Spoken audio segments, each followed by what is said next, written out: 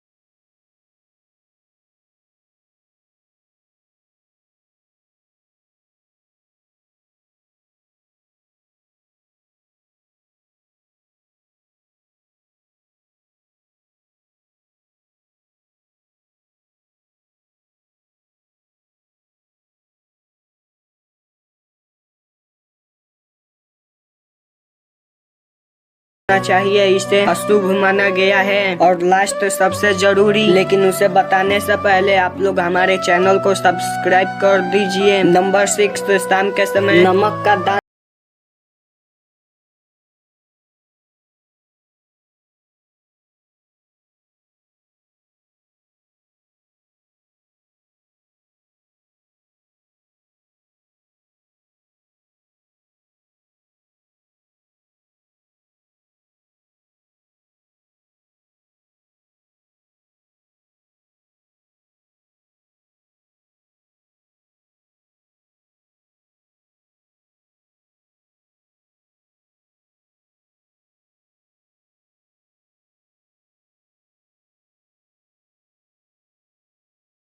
फिर यहीं पर मेरा प्रतीक्षा